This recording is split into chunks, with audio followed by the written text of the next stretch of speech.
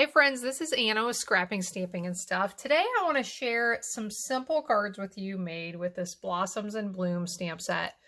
I made a card a while back with this set and it was all the rage. It blew up on YouTube and on Pinterest and people just absolutely loved it. But it was a card that had several steps, took, several minutes to make that one particular card. Today I want to show you how to make some really simple cards in just a few minutes with this set. So what we are going to do is basically start by creating our own designer series paper with some plain cardstock. So we are going to be using this large stamp and I have it mounted to the block already. Because this stamp is very large and it's photopolymer, I am going to use my foam mat underneath to make sure that this stamps properly, because these large stamps are a little bit harder to stamp with, and especially with the photopolymer, it may not stamp completely without that foam pad.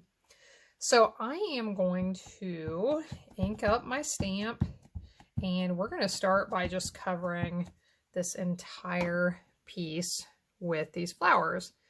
Now I want to make sure I stamp all the way to the edge, but I don't really like to stamp onto my foam pad. So if I line up my paper with the edge of the foam pad, with the corner of the foam pad, then hopefully I can get it all stamped without stamping on that pad. So we're going to do this a few times. I am using Rococo Rose ink. We don't have to fill this in all the way, but I'll get most of it covered. I am using vanilla. I like to use vanilla cardstock sometimes. Normally I stick with white, but sometimes, especially with florals, I think the vanilla is just a nice change. Oh, and I forgot to scoot my paper over here, so I didn't stamp quite correctly. Sometimes I'm able to line this back up pretty well, so I am going to give it a go. And looks pretty good to me. This is one of our distinctive stamp sets that has the color variation to make it look realistic, to make the shading look realistic. So it's not supposed to stamp perfectly anyway.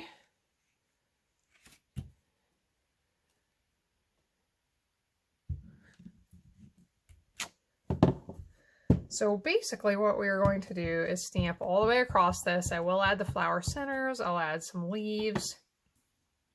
And once we are all done with that, we will, I'm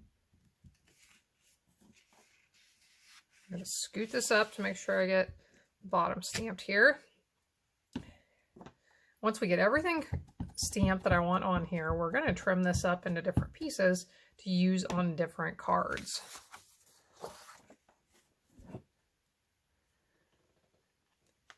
And we're actually going to do this 2 times. I'm going to do this one all in Rococo Rose, and then I want to do a separate one and mix up some different colors on that one.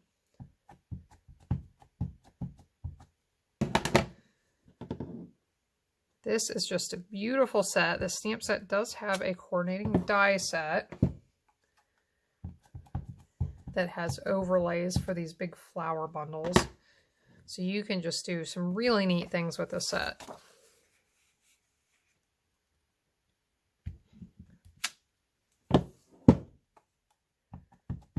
Normally for a stamp this big, I would prefer to use my Stamparatus to stamp with it. But because I'm stamping all over this paper in all sorts of different positions, I thought it would be easiest just to do it with my big block. Okay, so I'm going to clean my stamp off, and then we're going to do that same thing with some different colors. So on this one, I am going to mix up some Bumblebee with Calypso Coral and Terracotta Tile. We'll start with some Bumblebee. And when I stamp like this, I actually, if I'm going to try to cover a whole piece of paper, I actually like to start in the center and work my way out. I don't always do it that way, but usually I find that the shapes fit the best if I do it this way. Scoot that over on top of that pad so I don't miss any of it.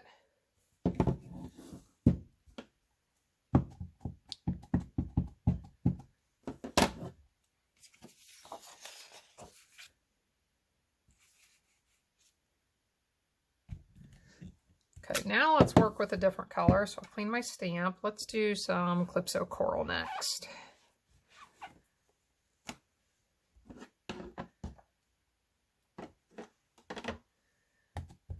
After this, I should be able to go to the terracotta tile without having to worry about cleaning my stamp, since it's just a darker shade from the Calypso.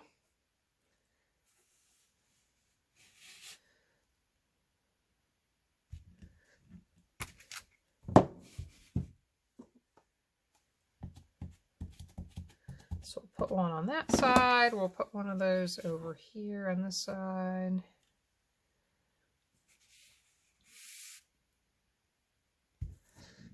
And you can just move these around, fit them in however works best. I had a lot of extra ink on there, so I did clean that off just a touch. And now I'm going to ink it with the terracotta.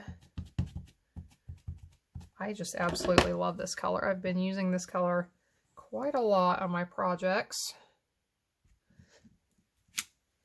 And here's where, when I said it works best to go from inside to outside, if you do that, you shouldn't end up with these big openings like this. So that's why I recommended that. And then of course, I did not follow my instructions. When you're switching colors up, it works best really to do one in one color, switch to another color and move outward and just continue doing the same thing until you've reached the edge. But it involves a little bit more cleaning of your stamps that way.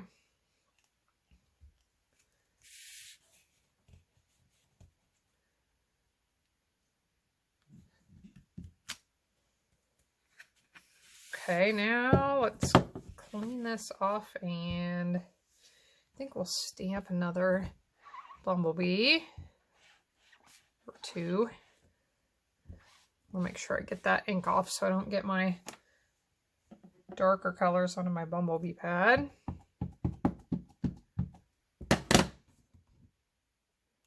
Again, I'm going to line this up with the edge of my foam mat. Stamp that. And still got some ink over here on part of this. We'll stamp that there.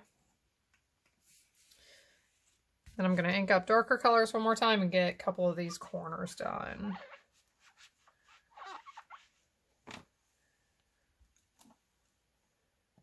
So we'll do some Calypso Coral up there at that top corner. Make sure I'm lined up. And I think we'll do the same down here at this bottom corner, and I still have some ink on there, so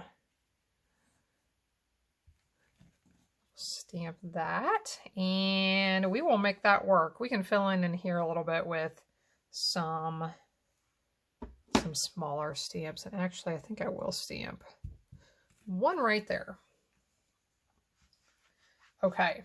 Now, I have some of these smaller stamps. I have some leaves and some small flowers on some blocks here. I have all my nice blocks packed up from a stamping event, so I'm using some of these smaller blocks today. And now I should be able to get rid of this foam pad. I should not need that anymore. So I'll add in just a few of these smaller flowers. I am not going to add a whole lot of these, and I did not get a complete stamp there, you can see. So we'll try it again. Part of that is because this block is thinner than the ones that Stampin' Up! Sells. Thinner than my good ones. So we'll get a few of these little ones. Now I'll clean that stamp and we'll add in another color.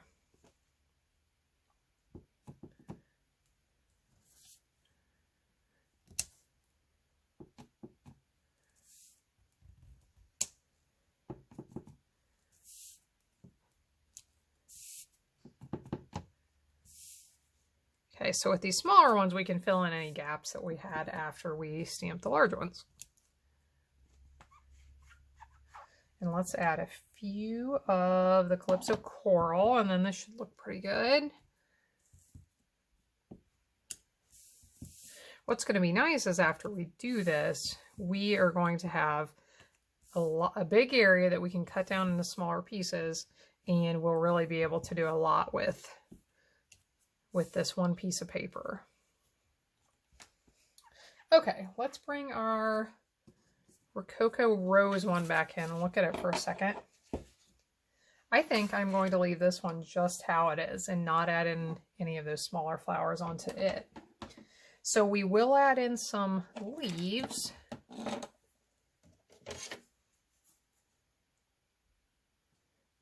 And on this one, I am going to use a little bit of a non-traditional leaf color. I'm going to use some gray granite on the leaves for this one.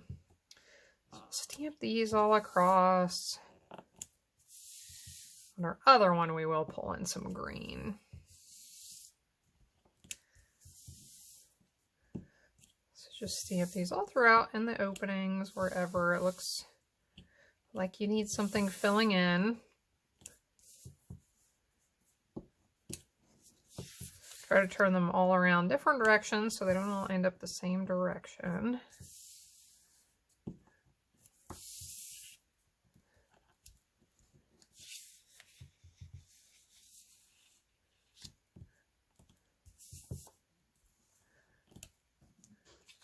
And I like that. So I have that leaf shape, but then I also have this little oval one. So I want to add in some of those as well.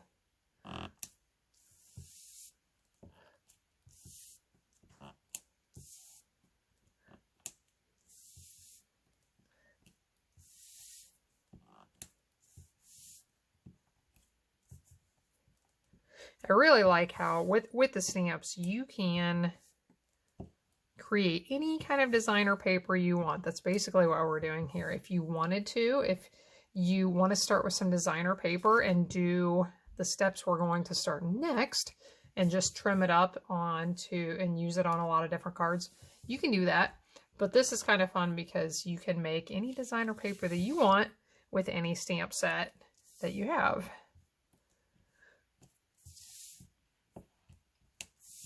Okay, so I really like that. I like that Rococo Rose paired with the gray granite color.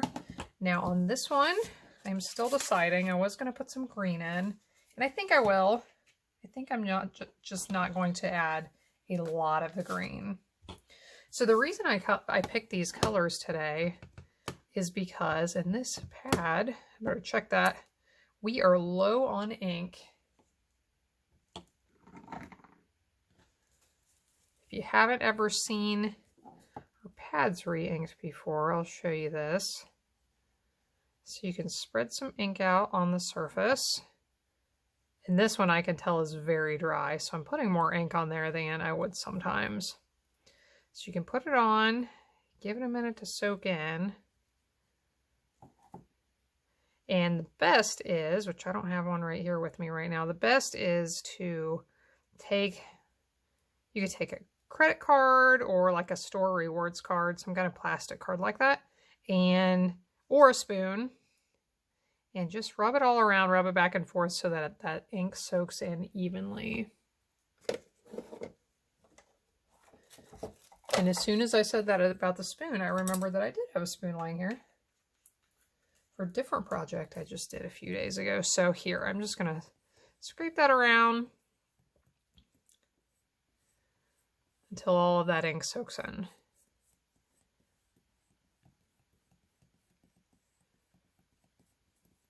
Okay, now let's try that. That should work better. So I picked these colors for fall. You can make this set work for any of the seasons. I had used some really pretty purples last time I used it, but this time I thought I would make it look nice for fall.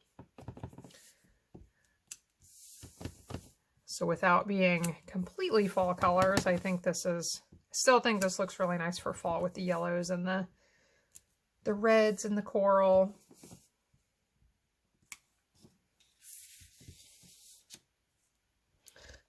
Okay, so I'm not going to add in a whole lot of the green. Maybe I'll add in a couple more.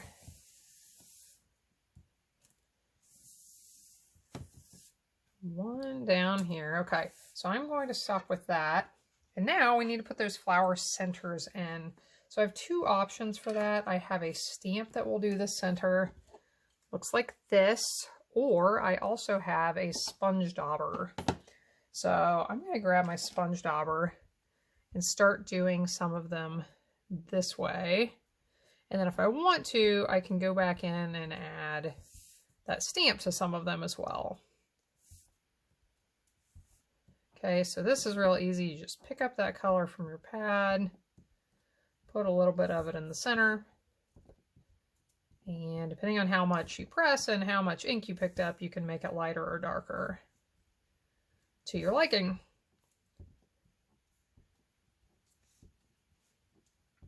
I feel like I'm painting a picture, creating a masterpiece here.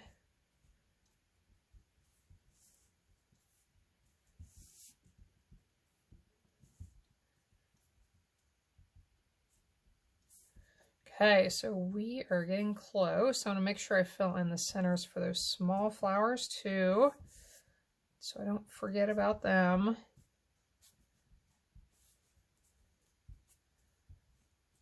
There's a little one. We'll do these over here.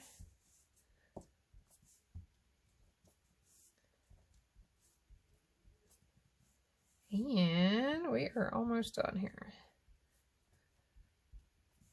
Okay, I'm going to check that for a second. There's one that I missed. Here's one that I missed. Here's one that I missed. And I think we're done with that. I really like that. Okay, so let's bring this one in. Now, I should switch sponge daubers, but I don't have a second one on hand. So what I'm going to do is just try to get as much of that ink out as I can. And I'm going to be careful when I ink it up on my pad that hopefully I don't get too much of that yellow into it. So I decided instead of yellow, I wanted to go with some gray on these flower centers. Try a little bit different color scheme here than you would think of with flowers. Sometimes you can get some really neat results when you change up your colors from what you think would be normal. Kids like to color things all sorts of colors, right? We can do it too. Sometimes it turns out kind of neat. So we'll get these filled in, and then we're going to start cutting these apart.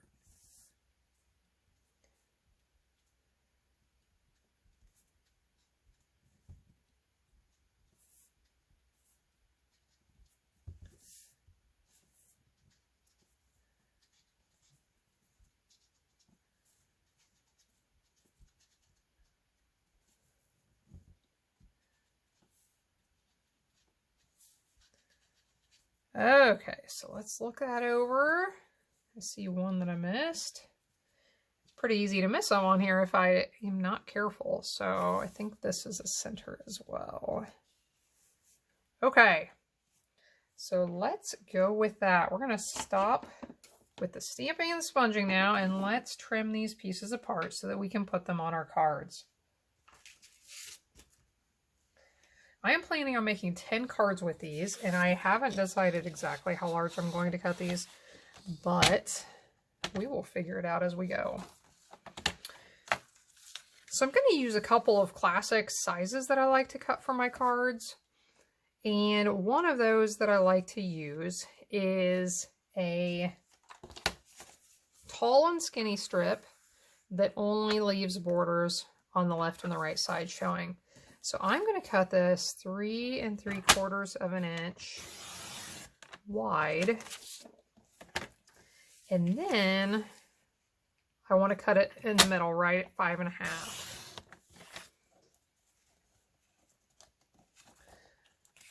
So this size is going to give us a piece that looks, like I said, we're going to have a border on the left and the right, and then that's going to cover the whole front. So that will look nice. Now let's do a couple of pieces that will cover most of the card front. So let's cut at that 3 3/4 inch mark again. And now we are going to cut at, and I have to think about this for a second, we're going to cut at the 5. And if we want to, we can double check to make sure this looks nice. So we have a nice border around all of the edges this time. So now let's do another one of those, and we will have 2 of each.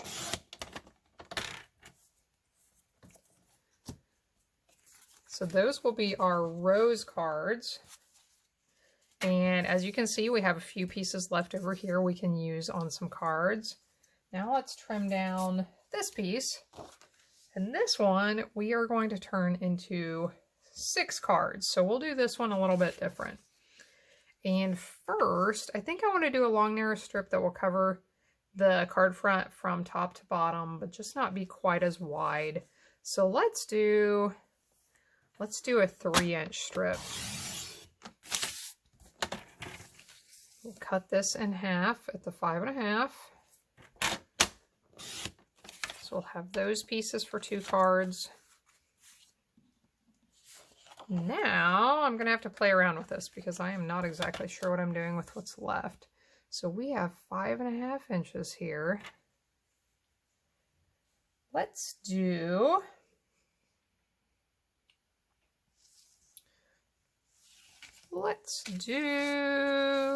I don't know what.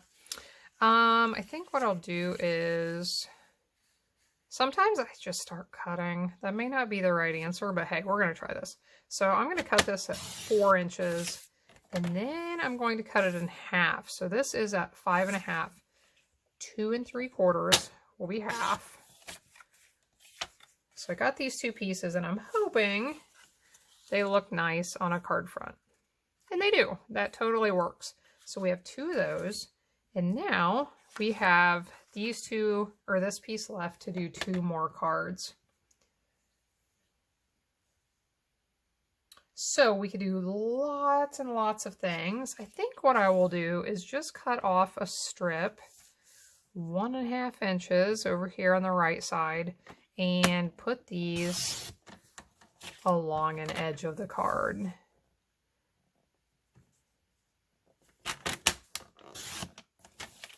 So if you spend a lot of time deciding how to cut your pieces and what sizes and shapes look good on your cards, just keep in mind, sometimes I just start cutting and see what happens, and it works.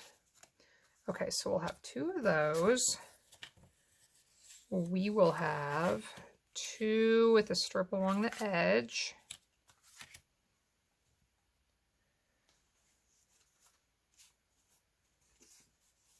We'll have the 4 Rococo Rose cards that we cut those big pieces for.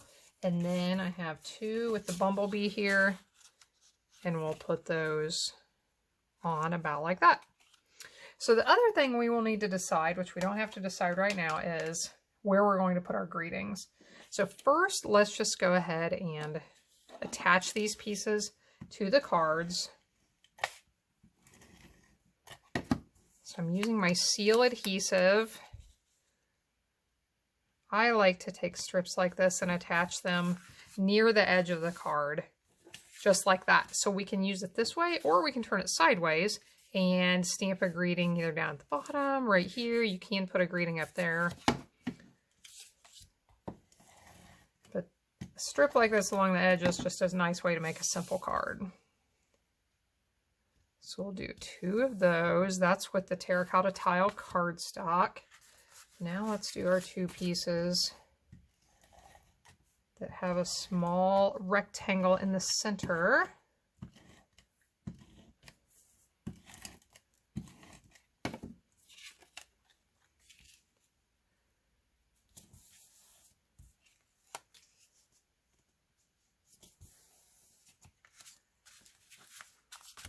Okay, we'll do our bumblebee ones with the large strips. So what stamp sets do you have in your collection that you think you would like to make some background papers or some designer papers out of. A lot of stamp sets work for this kind of a technique.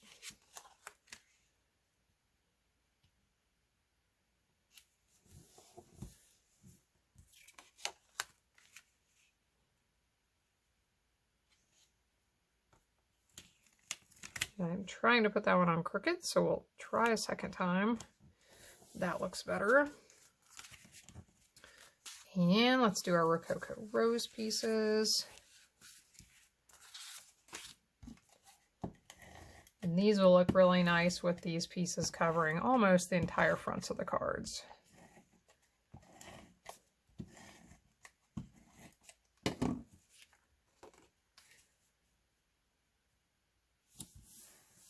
I really like that rose and the gray combo.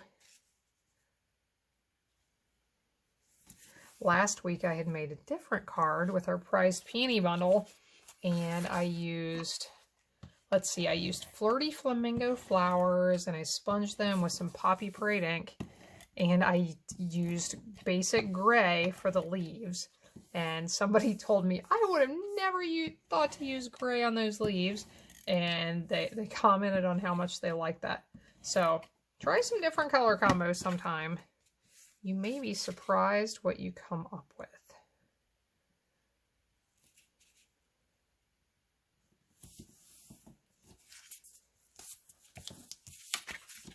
So we're getting close to having 10 cards done. Now we need some nice greetings.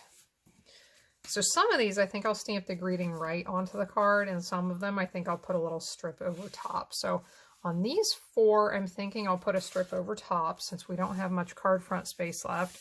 On these, I believe I may just stamp them onto that card.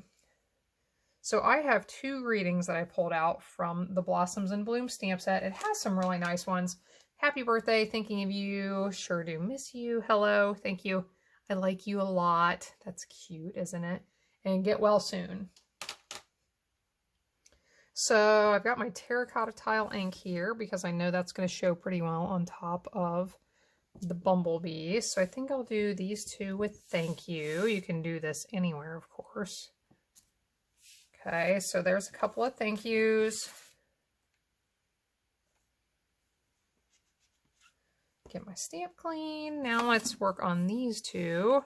And this is Calypso Coral, this cardstock, but the terracotta tile will look nice on there. So on these, I think let's do that little hello. And where do I want? I think I'll put the little hello right down under the corner. Like that. So we'll do another one like that.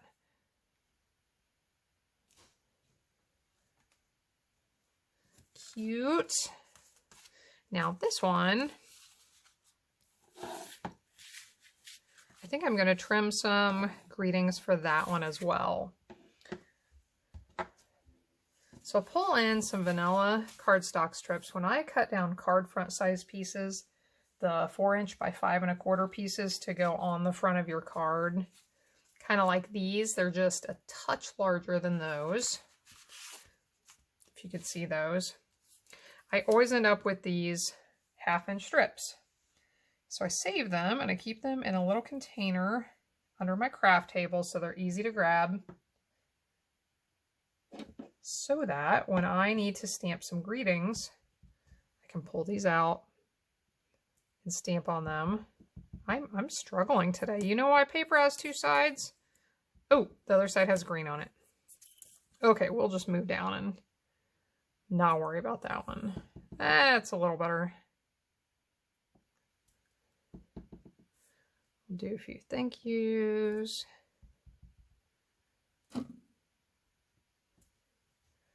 And for those terracotta tile cards, let's do a couple of the little hellos with the terracotta ink.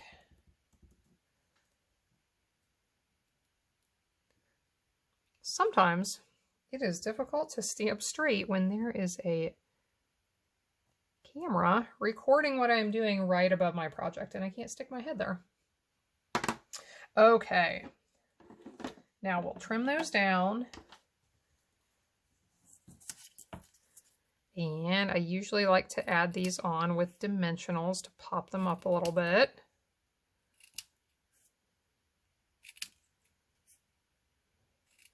Got a little bit of extra space between them, so I will trim that out.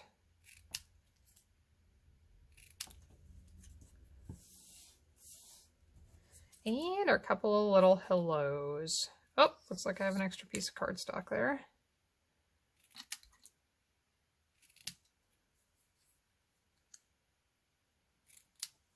Okay, let's get some dimensionals on the backs of these.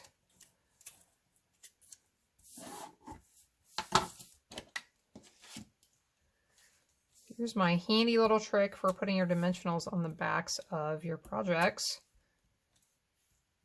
I have someone who's been doing lots of projects with dimensionals lately. There are these 3D pieced paper projects. I'm not exactly sure what they're called, but she uses tons of dimensionals. And when I showed her this trick here recently, she was really excited about it.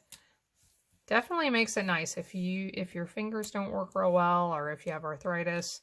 This can be a really good way to put your dimensionals on your projects. Save a little time, save a little headache. And then you can even lift off those paper pieces. This is called our Take Your Pick tool if you haven't seen it before. And the little paper pieces can be a bit unruly. They like to shoot all over the place.